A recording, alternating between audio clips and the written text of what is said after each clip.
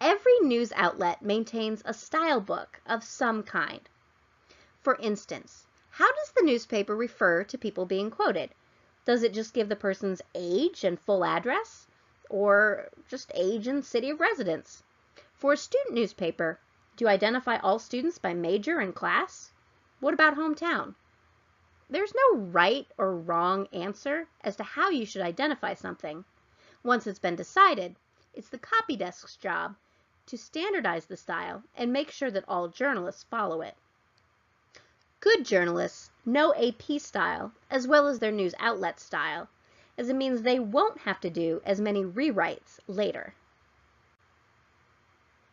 By now you've seen what an AP style book looks like, but what about an individual publication style? Here are some examples from the NC State Student Media Style Guide.